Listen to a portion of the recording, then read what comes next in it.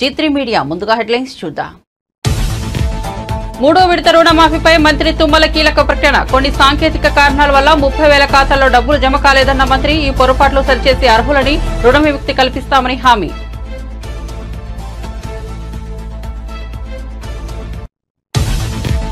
ఇరవై 21వ రోజు మంత్రి లోకేష్ ప్రజా దర్బార్. సమస్యల సత్వర పరిష్కారానికి భరోసా. రాష్ట్రంలో ఏ ఒక్కరిని కదిలించినా కష్టాలు కన్నీళ్లే పలకరిస్తున్నాయన్న విద్యాశాఖ మంత్రి నారా లోకేష్.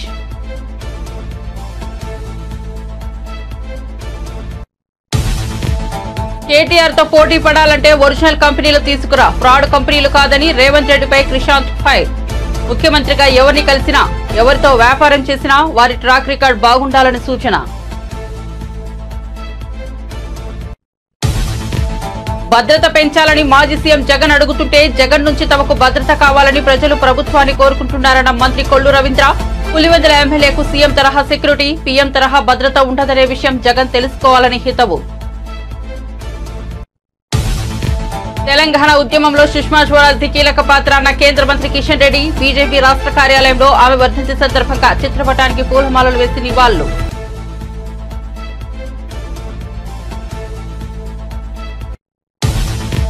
కొడుకుని చదివించి సీఐ చేస్తే ఆస్తి కోసం తల్లిదండ్రులను కొట్టిన సీఐ నాగేశ్వరరెడ్డి. తన కొడుకు నుంచి రక్షణ కల్పించాలని డీసీబీకి ఫిర్యాదు చేసిన సీఐ తల్లిదండ్రులు. వనపర్తి జిల్లా కిల్లా గణపురం మండలం వెంకటాయపాలెంలో ఘటన.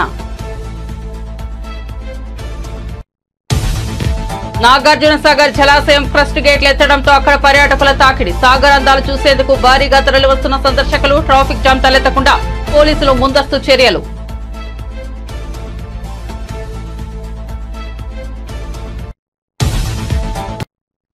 ఇక వార్త వివరాల్లోకి వెళ్తే తెలంగాణ రాష్ట్ర సాధన కోసం ప్రొఫెసర్ జయశంకర్ తన జీవితాన్ని దారబోశారని బీఆర్ఎస్ వర్కింగ్ ప్రెసిడెంట్ కేటీఆర్ అన్నారు. తెలంగాణ ఉద్యమ భావశాల వ్యక్తికి చేసిన కృషి అనిర్వచనీయమని చెప్పారు. స్వరాష్ట్ర సాధనలో దిక్సూచిగా నిలిచిన వారి కీర్తి అజరామమని స్ఫూర్తి మర్చిపోలేదని తెలిపారు. తెలంగాణ సిద్ధాంతకర్త ప్రొఫెసర్ జయశంకర్ సార్ జయంతి సందర్భంగా ఆయనకు కేటీఆర్ ఘనంగా నివాళులర్పించారు. పుట్టుక మీది, చావు మీది, బతుకంతా తెలంగాణది అని కీర్తించారు. సార్ అడుగుజాడల్లోనే తెలంగాణ రాష్ట్రం పోరాటం సాగిందని, రాష్ట్ర ప్రగతి ప్రస్థానం కొనసాగుతుందని చెప్పారు.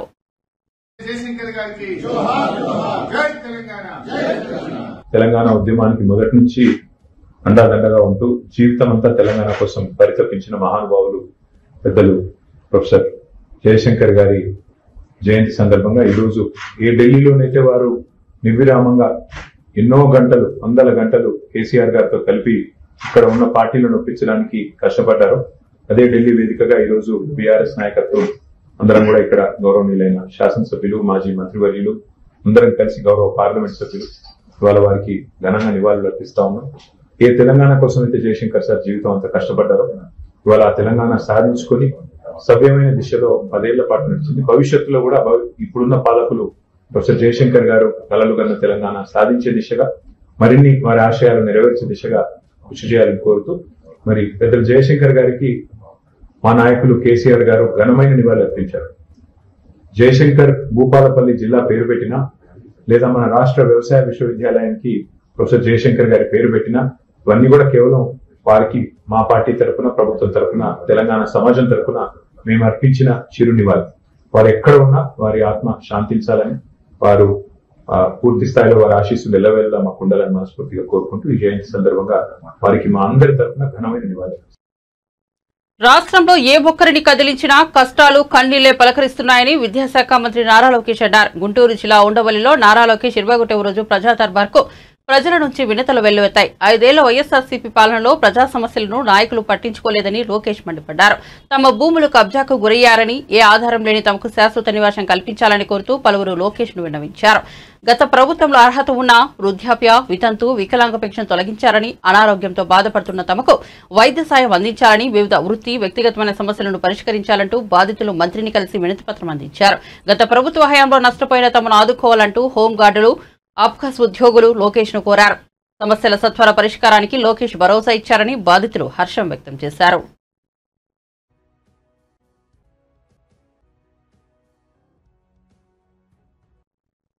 రైతు రుణమాఫీపై మాట్లాడే అర్హత బీఆర్ఎస్ పార్టీకి లేదని మంత్రి తుమ్మల నాగేశ్వరరావు సంచలన వ్యాఖ్యలు చేశారు. ఆయన సచివాలయంలో రైతు రుణమాఫీ అంశంపై అధికారులతో సమీక్షా సమావేశం నిర్వహించారు. ఈ సందర్భంగా ఆయన మాట్లాడుతూ బీఆర్ఎస్ ప్రభుత్వం అధికారంలో ఉన్న నాడు వరుసగా 4 ఏళ్లు 25,000 చొప్పున మాత్రమే రైతు రుణమాఫీ చేశారని గుర్తు చేశారు. కానీ ఆ రుణమాఫీతో ఎలాంటి ప్రయోజనం కలగలేదనే భావన రైతుల్లో పాతుకుపోయిందని అన్నారు. హైదరాబాద్ సిటీ చుట్టూ ఉన్న ఓఆర్ఆర్ ను తమకు అనుకూలంగా ఉన్న సంస్థకు కేవలం 7,000 కోట్లకు అప్పనంగా కట్టబెట్టారని, వచ్చిన డబ్బుతో ఎన్నికల ముందు కంటి తుడుపు చర్యగా రైతుల ఖాతాల్లో లక్షల రుణమాఫీ కింద జమ చేశారని ఆరోపించారు.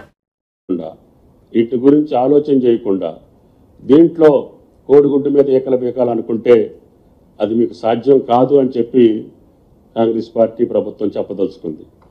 కాబట్టి మాకు ఉన్నటువంటి సమయాన్ని తప్పకుండా సద్వినియోగం చేసుకొని మాకు వచ్చినటువంటి బ్యాంకు ఖాతాలందరికీ ఏ ఎర్రర్ ఉన్నా, అది టెక్నికల్ మిస్టేక్ ఏ రూపంలో ఉన్నా అది సెట్ చేసుకునేటటువంటి బాధ్యత మా వ్యవసాయ శాఖ తీసుకొని అందరికీ రుణమాఫీ చేసేటటువంటి బాధ్యతను మేము తీసుకున్నాం. కాబట్టి రైతాంగం ఒకరోజు ఆలస్యం అవ్వచ్చు, మీరు చేసిన తప్పిదం వల్ల కావచ్చు, లేదు బ్యాంక్ అకౌంట్లో వచ్చిన తప్పిదం వల్ల కావచ్చు, లేకపోతే సాంకేతిక పరమైనటువంటి ఆధార్ నెంబర్లో వచ్చినటువంటి తేడాలు కావచ్చు, వీటన్నిటినీ కూడా సరిచేసి అందరి ఖాతాల్లోకి ఈ యొక్క రుణమాఫీని సంపూర్ణంగా పూర్తి చేస్తామని చెప్పి విజ్ఞప్తి చేస్తున్నాం.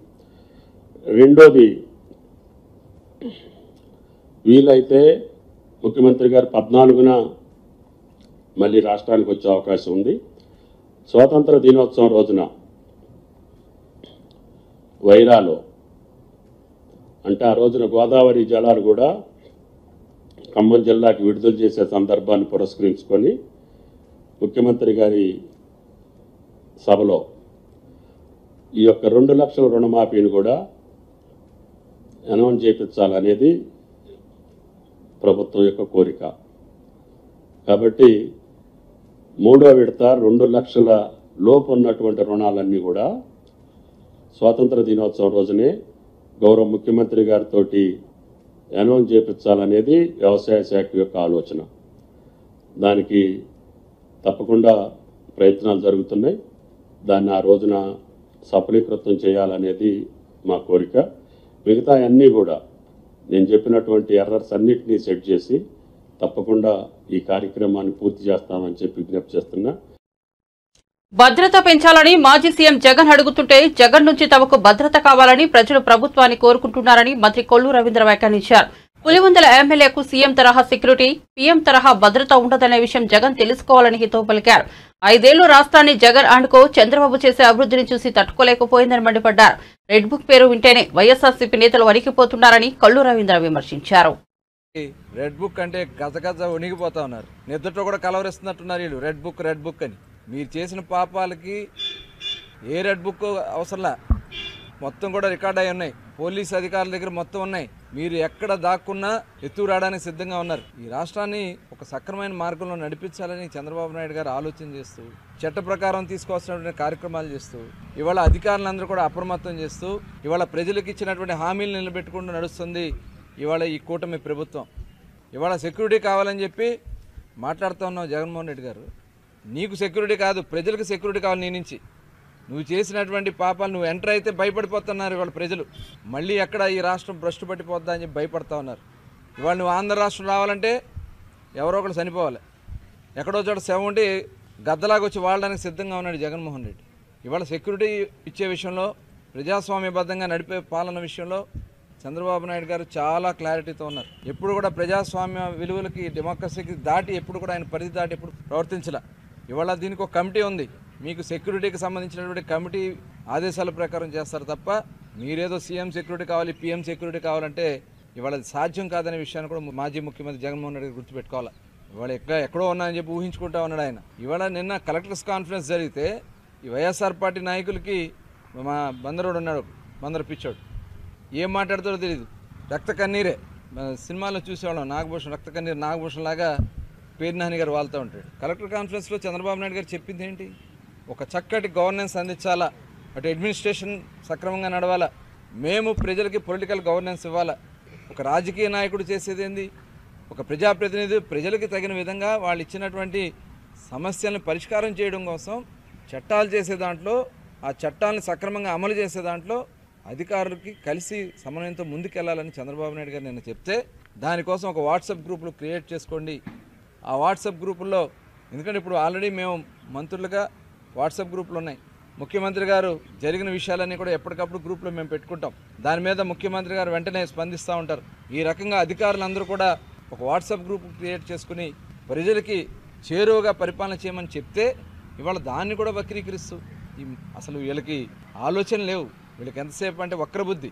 వాళ్ళకిలాగా వాట్సాప్ గ్రూపుల్ని ఏ రకంగా వాళ్ళు వాడుకుంటారో గత ప్రభుత్వంలో చూసాం కదా. ఆయన ఒక ఎంపీ గారు ఏ రకంగా దాన్ని వాడారో చూసాం. వాటి కోసం అనుకుంటున్నారు వీళ్ళు. ఇవాళ ముఖ్యమంత్రి గారు చెప్పింది ఇవాళ పెద్ద సంస్థలే వాళ్ళకు ఉన్నటువంటి మొత్తం ఎంప్లాయీస్ని ఆ గ్రూపుల్లో పెట్టుకుని అందరూ కూడా అప్రమత్తం చేసుకుంటూ ముందుకెళ్ళేది. రేపు గవర్నెన్స్ ప్రజలకు ఇచ్చే విషయంలో కూడా గ్రూప్స్ క్రియేట్ చేసుకోమని చెప్పిన దానికి తప్పుదారి పట్టిస్తూ ఉన్నారు. ఎస్, మేము పొలిటికల్ గవర్నెన్స్ ఇవ్వబోతా ఉన్నాం. ప్రజలకి కావాల్సినటువంటి పరిపాలన అందించడానికి మేము సిద్ధంగా ఉన్నాం. తెలంగాణ ఉద్యమంలో సుష్మా స్వరాజ్ ది కీలక పాత్ర అని కేంద్ర మంత్రి కిషన్ రెడ్డి అన్నారు. మంగళవారం బీజేపీ రాష్ట్ర కార్యాలయంలో ఆమె వర్ధంతి సందర్భంగా చిత్రపటానికి పూలమాలలు వేసి నివాళులర్పించారు. అనంతరం కిషన్ రెడ్డి మాట్లాడారు. సుష్మా స్వరాజ్ ఇటు పార్టీలో అటు ప్రభుత్వంలో కీలక బాధ్యతలు నిర్వహించారని గుర్తు చేశారు. అన్ని వర్గాల ప్రజలు వనరులు పొందిన మంచి నాయకురాలు అని కొనియాడారు. తెలంగాణ స్వరాష్ట్ర ఉద్యమంలో ఆమె పాత్ర చాలా కీలకమైనదని అన్నారు. అనేక సభల్లో ఆమె అనేక సార్లు తెలంగాణ స్వరాష్ట్రం కావాలని ఆకాంక్షించారని అన్నారు.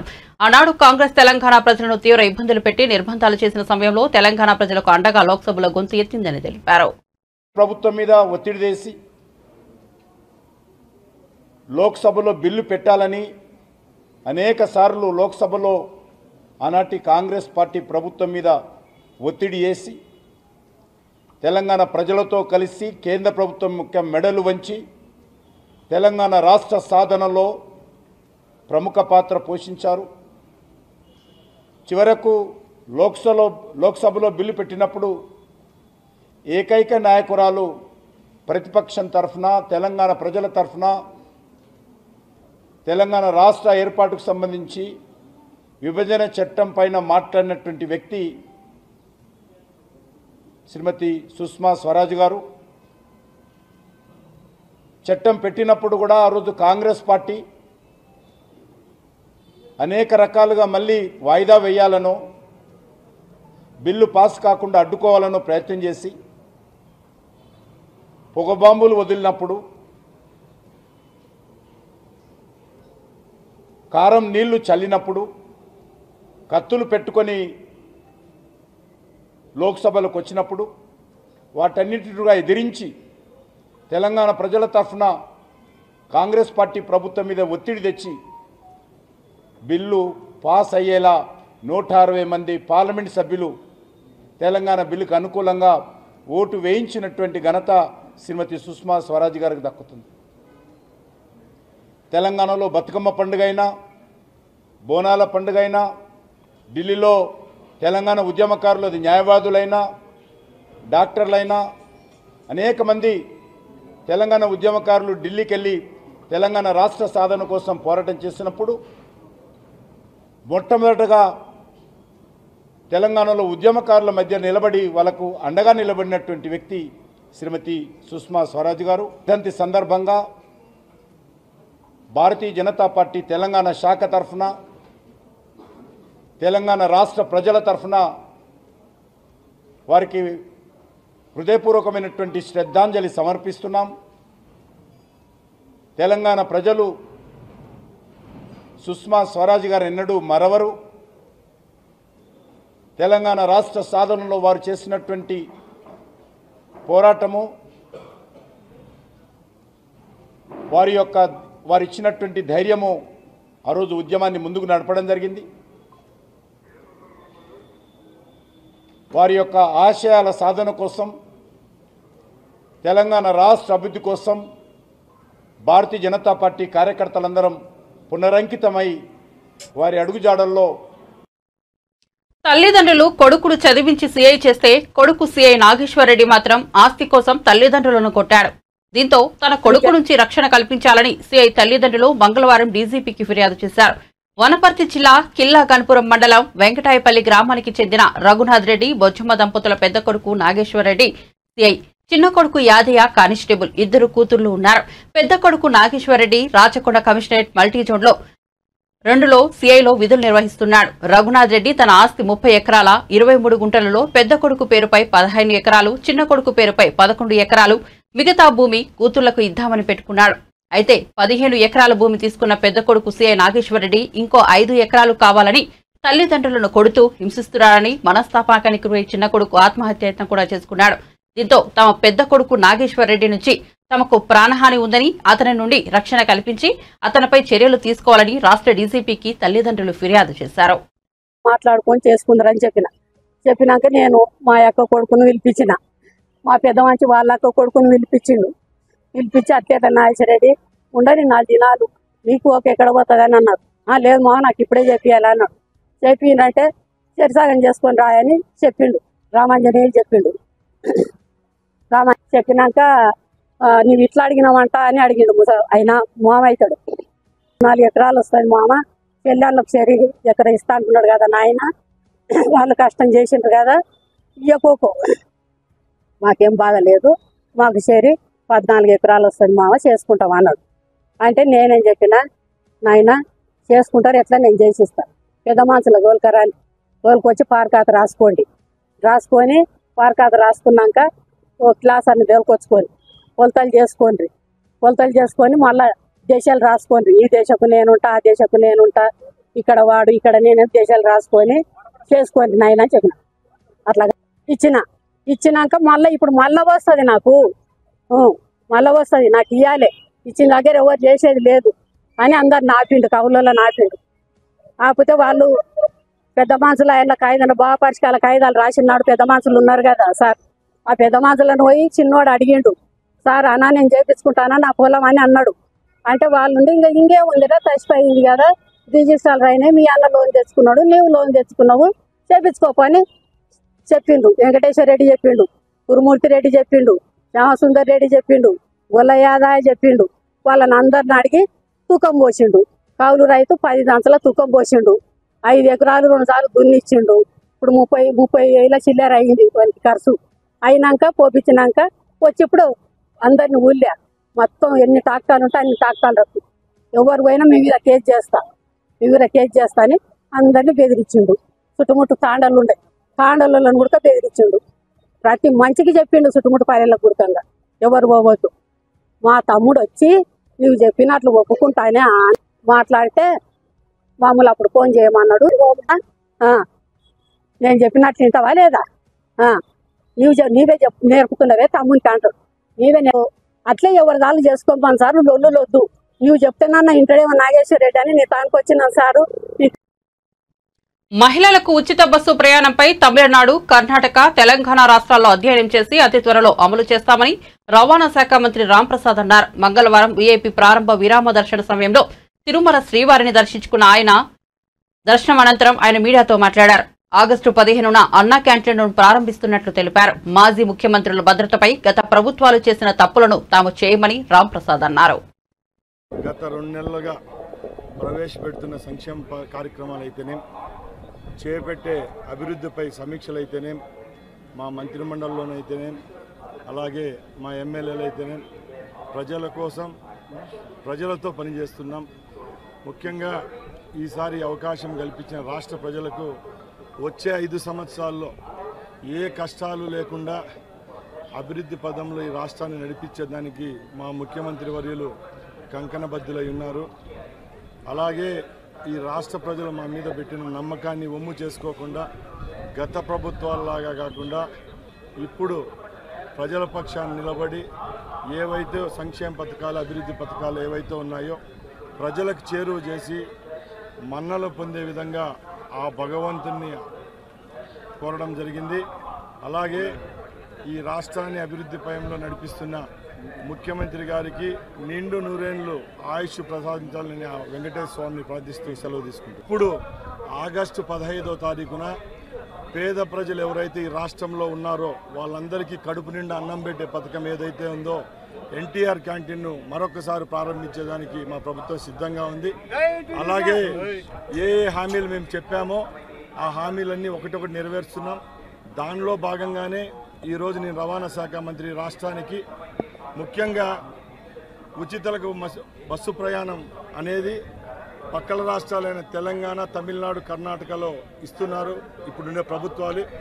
మన రాష్ట్రంలో అది ప్రవేశపెట్టే రోజుకి ఎక్కడ 1% కూడా తప్పు జరగకుండా ఆ రాష్ట్రాల్లో పర్యటించి ఏ విధమైన మార్పులు చేర్పులు చేయాలో మా అధికారులు అయితేనే మేమైతే ప్రయత్నిస్తున్నాం. అతి త్వరలోనే ఇంత విజయానికి కారులైన మన రాష్ట్ర మహిళామూర్తులందరికీ ఈ ఉచిత ప్రయాణాన్ని అతి త్వరలోనే ఈ రాష్ట్రంలో తీసుకొస్తున్నాం. సార్ ఇది ఎవరైనా చూస్తే నవ్వుతారండి. నేను కూడా నిన్న సోషల్ మీడియాలో ఈరోజు చూడడం జరిగింది. 900 మంది భద్రత కావాలని అడుగుతున్నారంట. ముఖ్యంగా మేము ఒకటే చెప్తున్నాం, గత ప్రభుత్వాలు మీలాగా మేము ప్రతి ఒక్కటి మా చేతుల్లో తీసుకొని భద్రత కుదించడం పూర్వ ముఖ్యమంత్రులకు. ప్రచార ఆర్భాటం కోసం 839 కోట్ల పెట్టుబడులని చెప్పి రాష్ట్రంలోకి మరో బోగస్ కంపెనీని తీసుకొస్తే ఎట్లా అని సీఎం రేవంత్ రెడ్డిని బీఆర్ఎస్ నేత మన్ని క్రిషాంక్ ప్రశ్నించారు. పెట్టుబడులు తీసుకురావడంలో కేటీఆర్ తో పోటీ పడాలని ఫ్రాడ్ కంపెనీలు, బోగస్ కంపెనీలు తెచ్చి ప్రచారం ఎందుకు చేసుకుంటున్నారని మండిపడ్డారు. హైదరాబాద్ లోని తెలంగాణ భవన్ లో మన్ని క్రిషాంక్ మాట్లాడుతూ రాష్ట్ర ముఖ్యమంత్రిగా ఎవరిని కలిసినా, ఎవరితో వ్యాపారం చేసినా వారి ట్రాక్ రికార్డు బాగుండాలని సూచించారు. ఇలా ఎవరిని పడితే వాళ్లను కలిసి స్ట్రైక్ ఆఫ్ అయిన కంపెనీతో ఒప్పందాలు చేసుకుని వస్తే ఎవరు ఊరుకోరని హెచ్చరించారు. స్ట్రైక్ ఆఫ్ అయిన కంపెనీలో చాలా స్పష్టంగా ఉన్నది, కంపెనీ స్టేటస్ స్ట్రైక్ ఆఫ్. అందంగా వెబ్సైట్లు చేసేసి ముఖ్యమంత్రి గారిని కలిసి ముఖ్యమంత్రి గారు ప్రచారం చేసుకుంటున్నారా, ఈ ఫనీ కర్రా అనే వ్యక్తి ప్రచారం చేస్తున్నారా, ఎవరు మీరంతా అని అడుగుతున్నారు అందరూ. ఆల్రెడీ చర్చ సోషల్ మీడియాలో జరుగుతున్నది. ఎవరు ఈ గ్రెగ్ రాబర్ట్ వాల్ష్, ఎవరు ఈ ఫనీ కర్రా, 7కెళ్ళి 839 కోట్లు తెచ్చి తెలంగాణ పెట్టుబడి పెడతారు. ఒకటేమో స్ట్రైక్ ఆఫ్ అయిపోయిన సంస్థ ఇది, దాదాపు 14 సంవత్సరాల కంపెనీ స్టేటస్ ఉండేది. ఒక్కటంటే ఒక యాన్యువల్ స్టేట్మెంట్, ₹1 యాన్యువల్ స్టేట్మెంట్ కూడా పెట్టలేదు. 4 నెలల ముందు ఇద్దరు కలిసి ఏర్పాటు చేసిన సింగపూర్లో ఇన్కార్పొరేట్ అయిన సంస్థ ఇవాళ పోయి అమెరికాలో ఒప్పందం చేసుకుంటున్నారు. సీస్మిక్ అనే సంస్థ ఇంకొకటి ఉన్నది వీళ్ళది, దాంట్లో కూడా ఎలాంటి డీటెయిల్స్ ఉండవు. ఫ్రాడ్ కంపెనీల కోసం రేవంత్ రెడ్డి గారు ఇవాళ అమెరికాకు పోయినరా? మొదటి రోజే ఫస్ట్ డేనే కేవలం ప్రచారం కోసం గిన్నిన్ని పేపర్ల పాపం మా తెలంగాణ మీడియా వాళ్ళందరూ కూడా వాళ్ళకి ఇంత స్పేస్ ఇచ్చే ఫ్రంట్ పేజు, సెకండ్ పేజు అందరు రాసిర్రు. రాత్రికి రాత్రి అరే ముఖ్యమంత్రి గారు ఏదో పెద్ద అనౌన్స్మెంట్ చేసిర్రు, రాష్ట్రానికి పెట్టుబడులు వస్తున్నాయి, ఇగో ఇన్ని పేపర్ల బ్యానర్ ఐటమ్ 839 కోట్లు అని. కానీ కంపెనీ చూస్తే బోగస్ ఫ్రాడ్ కంపెనీ. దావోస్కి పోయి ఫ్రాడ్ కంపెనీ గోధి ఇండియాతోని ఒప్పందం, మూసీని ఒక ఫ్రాడ్ కంపెనీ మెయిన్హార్డ్ అనేటోళ్లతో కూర్చొని వాళ్ళతో ఒప్పందాలు. ఇవాళ అమెరికాకు పోయి కూడా తెలంగాణ రాష్ట్ర ప్రజల ధనంతో ఇవాళ ఇన్ని బృందాలు, అనుముల కొండలు గారు ఆస్ట్రేలియాకు ఒక బృందం, ఇటు అనుముల రేవంత్ రెడ్డి గారు అమెరికాకు ఒక బృందం. ఇంత వెళ్ళినప్పుడు మీరు తెలంగాణ ప్రజాధనంతో అక్కడ పర్యటిస్తున్నప్పుడు తీసుకొని వచ్చే ప్రతి కంపెనీని ఖచ్చితంగా తెలంగాణ సమాజం గమనిస్తుంది. రేవంత్ రెడ్డి గారు ఎందుకు పోయినరు? ఎందుకంటే కేటీఆర్ గారితో పోటీ కాబట్టి. కేటీఆర్ గారి కంటే మెరుగ్గా చేస్తున్నాను, కొత్త కొత్త కంపెనీలను తీసుకొని వస్తున్నాను అనే ఒక ప్రయత్నం చేస్తున్నారు కాబట్టి రేవంత్ రెడ్డి గారు వెళ్ళారు. కానీ వెళ్ళినప్పుడు ఒరిజినల్ కంపెనీలను తీసుకొని రండి, ఫ్రాడ్ కంపెనీలను ఎందుకు తీసుకొని వస్తున్నారు? తెలంగాణ ప్రజలను, తెలంగాణ మహిళలను ఎందుకో మోసం చేస్తున్నారు మీరు. 2500 రూపాయలు ప్రతి మహిళకు రావు, ఇప్పటి వరకు రాలేదు. బస్సుల పేరు మీద పంచాయితీ. ఇప్పుడు దీని మీద సమాధానం కూడా చెప్పారు. అసెంబ్లీలో మొన్న కౌశిక్ రెడ్డి గారు సోమ్ డిస్టిలరీస్ గురించి అడిగారు. శ్రీధర్ బాబు గారు ఏమో మేము కొత్త కంపెనీలకు ఏది అనుమతులు ఇవ్వలేదు అధ్యక్ష. జూపల్లి కృష్ణారావు గారు మధ్యరాత్రి లేచి అధ్యక్ష మేము అనుమతి ఇచ్చినామని. మళ్ళా తర్వాత కేటీఆర్ గారు సివిల్ సప్లైస్ విషయం మీద ఎంక్వైరీ చేయండి అంటే ఎంక్వైరీ అవసరం లేదు అధ్యక్ష అని ఉత్తమ్ కుమార్ రెడ్డి గారు. స్కాముల మీద స్కాములు, బోగస్ కంపెనీలు. తెలంగాణ ప్రజలు రేవంత్ రెడ్డి గారు మీ పర్యటనను చూస్తున్నారు. మీ ఆంధ్రప్రదేశ్ ముఖ్యమంత్రి నారా చంద్రబాబు నాయుడిని కలిసిన తెలంగాణ ప్రాంతానికి చెందిన మాజీ ఎమ్మెల్యే ఆర్టీసీ మాజీ చైర్మన్ గోనె ప్రకాష్ రావు ఉభయ తెలుగు రాష్ట్రాల మాజీ సీఎంలపై హాట్ కామెంట్స్ చేశారు.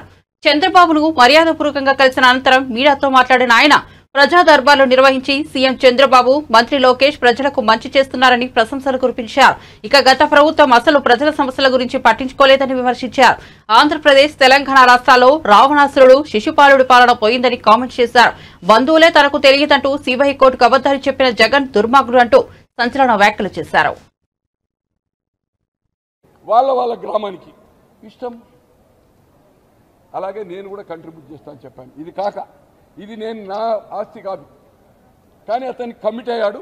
ఈ రోజు పోయి చెప్తానన్నాడు. కావాలంటే మీకు ఇప్పుడు అక్కడ డలాస్ అంటే ఇప్పుడు ఎంతైంది? 3:30 అంటే అక్కడ 5 అవుతుంది తెల్లారి, లేవకపోవచ్చు వచ్చింది. కానీ ఆయన బ్రాండ్లే బూమ్ బూమ్, తర్వాత స్పెషల్ స్టేటస్. నా దగ్గర ఈ ఫోటోలు ఉన్నాయి, మొన్న ఎన్నికల ముందు నేను ఇంటర్వ్యూ చేసి 250 క్వార్టర్, అప్పుడు 90 ఉండే. అది 6 గంటలకు ఫినిష్, 8 గంటలకు షాప్ బంద్ అవుతుంది. అదేది ఇంకో బ్రాండ్ చేంజ్ తోటి 350, దానికి నగదు. ఇవాళ 10 రూపాయలు చాయ్ ఉంటే ఇది కొడుతున్నాం, ఏది స్కాన్ కొడుతున్నాం 10 రూపాయలు. క్యాష్ ఏందండి బిజినెస్? ఎక్కడి నుంచి వచ్చిన ఈ 1000 కోట్లు? నేను ఆయనతో పనిచేశాను. రాజశేఖర రెడ్డి గారు నాకు భగవంతుడు, రాజశేఖర రెడ్డి గారు తల్లిదండ్రులు. మేనకా గాంధీ వల్ల నేను ఒక నైతిక విలువల కోసం ఎన్టీ రామారావు గారు రిలయన్స్లో ఎన్నికై 6కు ఎన్నికైనా 5 పోలింగ్ అయింది. జూలై 27కు రాజీనామా ఇచ్చాను. 6 నెలల 21 రోజుల్లో నైతిక విలువల కోసం. ఈరోజు ఆయారాం గయారాం ఎవరు స్పీకర్ డిస్పోజ్ చేస్తాను. అది ఎక్కడైందా? అది తప్పు కాదు. కానీ మీ ద్వారా ఏంటంటే ఈ తెలుగు ప్రజలకు, ప్రపంచంలో ఉన్న తెలుగు ప్రజలకు రేపా ఎల్లుండా ఇంకా 1 నెల రోజులక 2 నెలలక చంద్రబాబు గారు ఈ డిసిషన్ తీసుకోవాలా. అలాగే రేవంత్ గారికి ఇప్పటివరకు నేను కలవలేదు. రాజశేఖర రెడ్డి గారు కూడా రెండోసారి ముఖ్యమంత్రి ఇప్పుడు 4 నెలలు కలవలే, ఫస్ట్ అప్పుడు 3 నెలలు కలవలే. క్లోజ్ నాదొక డిఫరెంట్ టైప్. అధికారం ఉంటే దూరం ఉంటుంది, సన్యాసులు ఉన్నప్పుడు పోయి కలవడం గంటలు. డబ్బులు ఉన్నోడు ఉంటే దూరం, డబ్బులు దివాలైతే ఫ్రెండ్షిప్ అవుతుంది, మళ్ళీ డబ్బులు సంపాదిస్తే దూరం ఉంటుంది. నాదొక డిఫరెంట్ క్యారెక్టర్, నీతి నిజాయితీగా ఉన్నవానిగా. 76 సంవత్సరాలు 2 తెలంగాణ ఉద్యమంలో వరంగల్, నిజామాబాద్ 69, 71, 72, 73 నాగార్జున సాగర్ జలాశయం క్రస్ట్ గేట్లు ఎత్తడంతో అక్కడ పర్యాటకుల తాకిడి పెరిగింది. సాగర్ అందాలు చూసేందుకు కోసం సందర్శకులు భారీగా తరలివస్తున్నారు. ఈ నేపథ్యంలో ట్రాఫిక్ జామ్ తలెత్తకుండా పోలీసులు ముందస్తు చర్యలు తీసుకున్నారు. సాగర్ జలాశయం గేట్ల ద్వారా కృష్ణమ్మ పరవళ్లు చూస్తూ పర్యాటకులు ముగ్ధులవుతున్నారు. సాగర్ అందాలను తమ కెమెరాల్లో బంధిస్తున్నారు. వాతావరణం కూడా ఆహ్లాదంగా ఉందని పర్యాటకులు సంతోషం వ్యక్తం చేస్తున్నారు.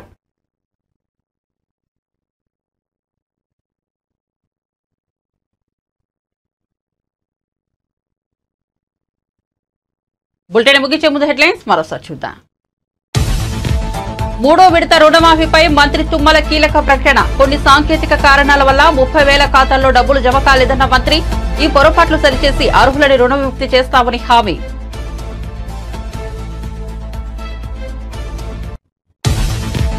21వ రోజు మంత్రి లోకేష్ ప్రజా దర్బార్. సమస్యల సత్వర పరిష్కారానికి భరోసా. రాష్ట్రంలో ఏ ఒక్కరిని కదిలించినా కష్టాలు కన్నీళ్లే పలకరిస్తున్నాయన్న విద్యాశాఖ మంత్రి నారా లోకేష్.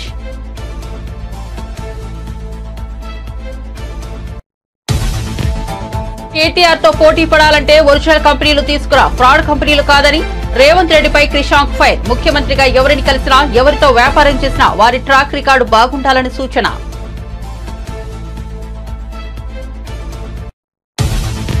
భద్రత పెంచాలని మాజీ సీఎం జగన్ అడుగుతుంటే జగన్ నుంచి తమకు భద్రత కావాలని ప్రజలు ప్రభుత్వాన్ని కోరుకుంటున్నారన్న మంత్రి కొల్లు రవీంద్ర. పులివెందుల ఎమ్మెల్యేకు సీఎం తరహా సెక్యూరిటీ, పీఎం తరహా భద్రత ఉండదనే విషయం జగన్ తెలుసుకోవాలని హితవు. తెలంగాణ ఉద్యమంలో సుష్మా స్వరాజ్ కీలక పాత్ర అన్న కేంద్ర మంత్రి కిషన్ రెడ్డి. బీజేపీ రాష్ట్ర కార్యాలయంలో ఆమె వర్ధంతి సందర్భంగా చిత్రపటానికి పూలమాలలు వేసి నివాళులు.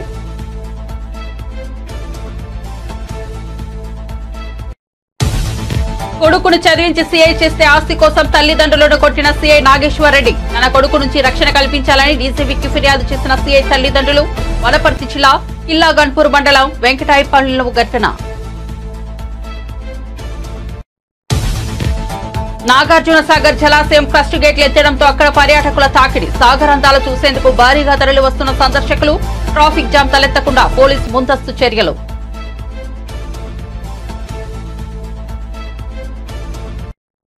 అప్డేట్స్ కోసం చూస్తూనే ఉండండి G3 మీడియా.